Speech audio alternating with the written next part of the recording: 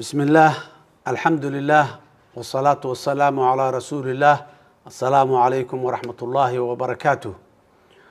dadka Soomaaliyeed oo walaalayaal 6 sano ka hor maanta oo kale 14 Oktoobar 2017 waxaa lagu xasuuqay isgoyska Soobe ee magaalada Muqdisho. Soomaalidii ugu badnayd ee abid isku meel lagu dilo cadawga ummadda Soomaaliyeed ee khawaarijta dhinac martay diinta islaamka ayaa halkaas si aan kala sooc lahayn ku gubay ama meyd ahaan iyo dhaawac ahaan uga tagay ummad Soomaaliyeed oo ah muslimiin abriya ah oo tiradoodu kor u dhaafayso boqolaal. dadkaas la gumaaday galabtaas waxaa ka dhaxeeyay inta sumad ka dhaxaysa dad nool sida dhalaan iyo ciroole, waalid iyo awlaad, culimo iyo caamo, xoogsade iyo mid dan yar ah, mid buka, mid caafimaad qaba, qaranjoog iyo qurbo joog. waxay lahaayeen qabiil kasta oo Soomaaliyeed iyo dabaqad kasta oo jirta.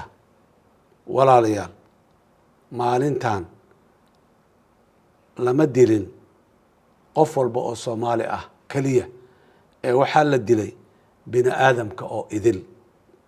ilaahay quraankiisa subxaanahu wa tacaala wuxuu ku yiri suuratu maa'ida: man qatala nafsan bigayri nafsin aw fasaadin fi lard fakaannamaa qatala annaasa jamiican waman axyaaha fakaannamaa axya annaasa jamiican.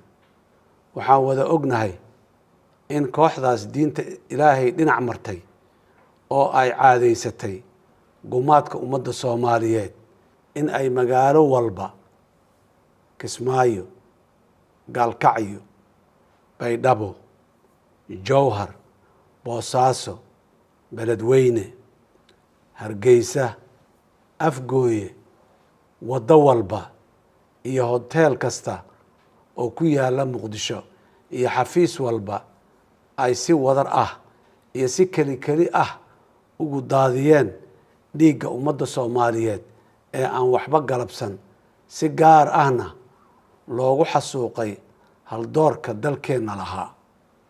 walaalayaal in badan oo inaga mid ah oo ka gubanaya gardarrada, xasuuqa, ku takrifalka iyo ka been sheegidda diinta ilaahay waxay isweydiiyaan maxaa intaa ka daran oo ka xanuun badan oo ku dhici kara ummadda Soomaaliyeed si ay u kacaan isaga dulqaadaan heeryada cadowga al-shabaab oo mas-uul ka ahaa dhammaan jariimooyinkaas uu ugu weynaa xasuuqii 14 Oktoobar. walaalayaal ka sifadayda madaxweyne Soomaaliyeed ee loo dhaariyey ilaalinta iyo sugidda amniga muwaadinka iyo dalka Soomaaliyeed, waxaan horeyna idinkugu sheegay maalintan na xanuunjinaysa xasuusta iyo laxawga nagu haysana darteedna aan mar kale hoosta idinkaga xariiqayaa in aynaan jirin wax intaa ka daran ama ka xanuun badan oo aan sugayno in aan ugu istaagno difaaca xurriyadda iyo sharafka Soomaaliyeed ee dhiigga badan aan horay ugu soo hurnay. dadka Soomaaliyeed oo walaalayaal maalintii la ii dhaariyey talada dalka ilaa maanta waxay dowladda Soomaaliyeed mudnaanta koowaad siisay sidii dalka looga xoreyn lahaa cadowga oo aniguna aan tuutaha u xirtay safka hore ula galay geesiyaasha ciidamada kala duwan ee Soomaaliya. Allah subxaanahu wa tacaala wuxuu kaloo oo quraankiisa kariimka suuratul xaj nagu yiri: udina liladiina yuqaatiluuna biannahum dulimuu وإن الله على نصرهم لقدير. ولا ليان دولة دينا يعيدا كينوبا ويأجيبين أمرك إلهي ساعدان أن إذن الله هدلايو ويلل يا قبل الصوماليات أيا تاغن فرماها هوري دقالك أو ديار أوه إن أي نفتوذا أهوران دينتوذا dalkooda iyo dadkooda oo ay calanka ka qaadaan halkii ay soo gaarsiiyeen raggii iyo dumarkii ka horeeyay iyaga. walaalayaal daqiiqadan aan idinla hadlaayo caruur badan oo Soomaaliyeed ayaa agoomoobaya, waalidiin Soomaaliyeed ayaa gablamaya, gabdho iyo hooyooyin Soomaaliyeed ayaa iyagana asay qaadaya. sababtuna waxay tahay in la fuliyo amarka alle, loogana jawaabo dareenka muwaadinka Soomaaliyeed ee raba in la ilaaliyo cizigiisa iyo sharafkiisa iyo xurriyadda uu alla siiyey maalintii uu dhashay. cadowgiina xasuuqay Oktoobar 14 naguna xasuuqay magaalo kasta oo Soomaaliya ku taal iyo hotel kasta iyo isgoys kasta oo ku yaal Muqdisho wali way soo malabsanayaan si daadinta dhiigga dadka Soomaaliyeed ee qaaliga ah. haddii ay fursad kale helayaanna gumaadkaas iyo kuwo kale oo ka xanuun badan ayay weli nala maagan yihiin. nasiib wanaag walaalayaal, maanta halistaas intii hore way ka yar tahay, welise ma dhammaanin. wiilashaas iyo gabdhaha Soomaaliyeed ee ciribtirka cadowga ku dhiiraday waxay u baahan yihiin garab istaagiina. dowladda Soomaaliyeed waxay u baahan tahay garab istaagiina. inta aad haysataan wiilashaas iyo gabdhaha iyo madax ay ka go'an tahay ilaalinta sharafka iyo ciziga dalkooda iyo dadkooda iyo diintooda iyo weliba gargaarka Ilaahay subxaanahu wa tacaala, waxaad ku bishaaraysataan niyaddana ku dhaadataan in aan guulaysan doonno cadowga Ilaahay ee khawaarijtana aan jabin doonno. wa kaana xaqan calaynaa nasru lmu'miniin. walaalayaal, guusha aan ku xisaabtamayno maaha mid meel cidlo ah ka imaanaysa. waxaan ku bedelanaynaa kumanaan dhiigga wiilasheenna iyo gabdhaheenna ah iyo ilimada kumanaan kun oo ah qoysaskooda iyo ehelkooda, si aan loo baylihin dhiiggaas loogana miro dhaliyo sababtii ay u shahiideen. waxaa waajib ah in qof kasta oo inaga mid ah qaato kaalintiisa uga aadan, ku beegan, oo uu halganka wax ku darsado maanta socda. waa in aynu isugu jirno qof ka halgamaya furimaha hore iyo mid heel la daba taagan geesiyaasha. inkasta oo walaalaha iyo saaxiibada caalamkana garab taagan yihiin intii karaankooda ah kuna mahadsan yihiin, haddana cadowga waxa uu dul hoganayaa annaga Soomaalida ah. waajibka koowaad waxaan u saaran yahay dadka Soomaaliyeed oo ay ugu horeeyaan madaxdooda. sidaa darteed dadka Soomaaliyeed oo walaalayaal, maanta waxaan mimbarkan fariimo guud iyo kuwo gaar ahba uga dirayaa qaybaha kala duwan ee bulshadeenna caanka ku ah isku hiilinta iyo isku hilbadirirka xilliyada ay adag tahay duruufuhu.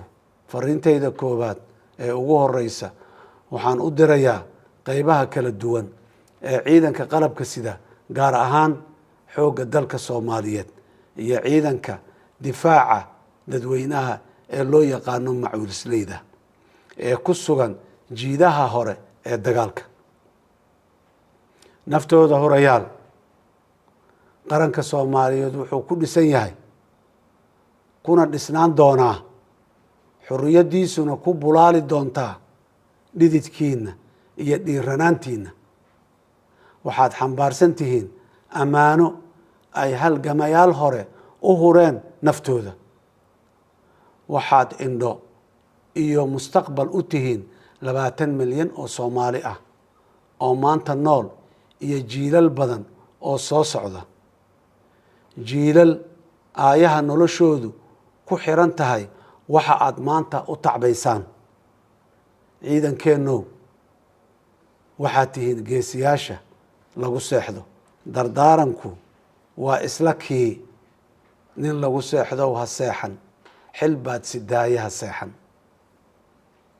geesiyaal, waxaan idin ballan qaadayaa sida aad mar horeba iga aragteen inaan idinkula noolaado safka hore ee jihaadka, idinla qaybsado xanuunka iyo farxadda guusha jihaadka. waxaan idin ballan qaadayaa in aan dhammaan walaalihiina ummadda Soomaaliyeed idinsoo daba fariisiyo oo ay idin noqdaan garab iyo wehel aada dugsataan.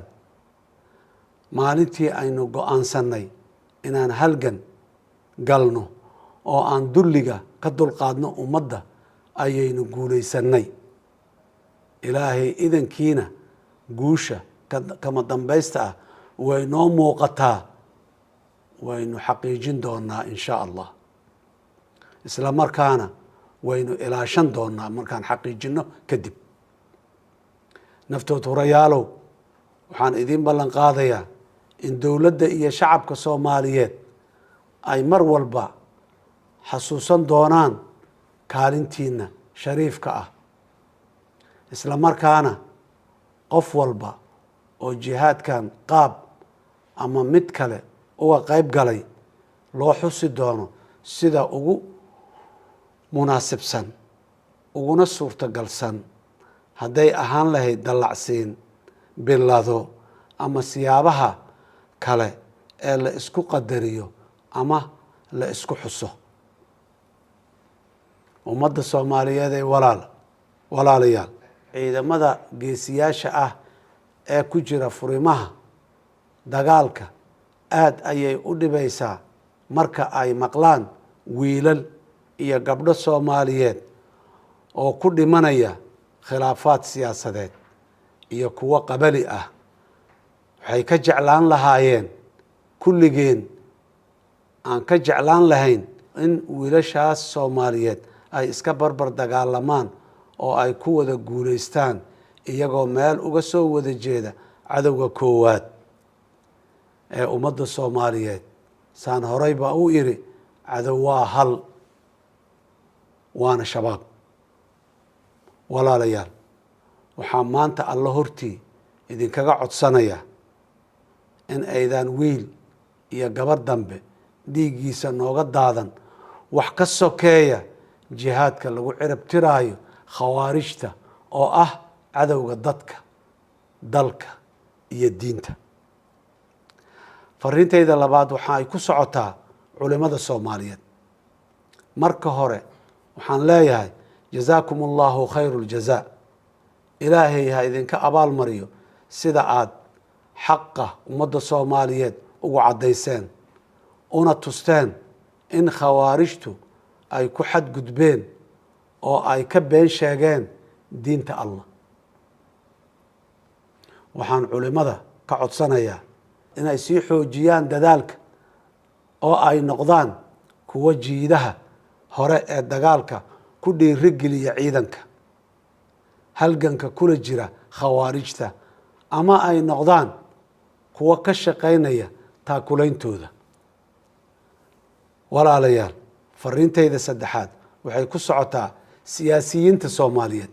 waxaan siyaasiyiinta Soomaaliyeed, kuwa hadda xilka haya iyo kuwa horay u soo hayay iyo kuwa hadda ku taamaya in ay mustaqbalka hogaamiyaan dalka, waxaan uga mahadnaqayaa aragti dheerida iyo fahamka ay nala fahmeen in cadowga koowaad kan labaad iyo kan saddexaadba ee Soomaaliya uu yahay nimankaas xadgudbay ee 15 sano Soomaaliya u afduuban tahay ayagoo dhiigga shacabka qubaya si ay u farax geliyaan ama ku xumeynayaan qowmiyada kale oo caalamka ku nool oo dalalkooda iyo danahooda iyagu hagaagsaday.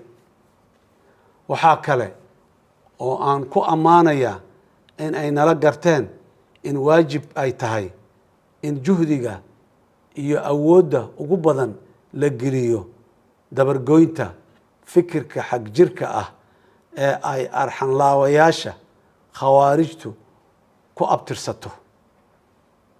waxaan si gaar ah uga codsanayaa siyaasiyiinta iyo hogaamiyaasha Soomaaliyeed in wada ogol iyo isqaadasho iyo wada jir lagu xalliyo wixii aragti kala duwanaan ah isla markaana aan la siyaasadayn marna dagaalka lagula jiro khawaarijta. gunaanadkii dadka Soomaaliyeed oo walaalayaal maanta maalin guuli nooga dhowdahay nama soo marin ee aan israacino cadowga. dadaalkii aan ka bilownay Xawaadley iyo agagaarka Xamar wuxuu sii marayaa maanta Xaradheere, Camaaro, Maxaas ilaa Aadan Yabaal iyo Ruunirgood. qiyaasa dhulka intaa la eg baaxad inta kilomitir uu yahay.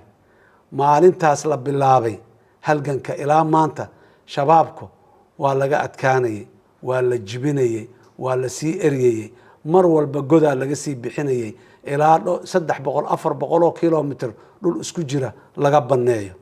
waxaan ku soo gabagabeynayaa ilaahay intii shabaab dileen jannaha siiyo, kuwa dhaawaca ahna allaha u boogadhayo. ilaahay wiilasheenna iyo gabdhaheenna hortaagan cadowgaas ilaahay iyo islaamkaba ka furtay guul ha siiyo. ilaahay ummadda Soomaaliyeed boggooda burcad ha isku mariyo oo ha walaaloobeen oo ha midoobeen. guul iyo gobonnimo dhammaystiran ilaahay idinkiis. aad iyo aad ayaa u mahadsantihiin.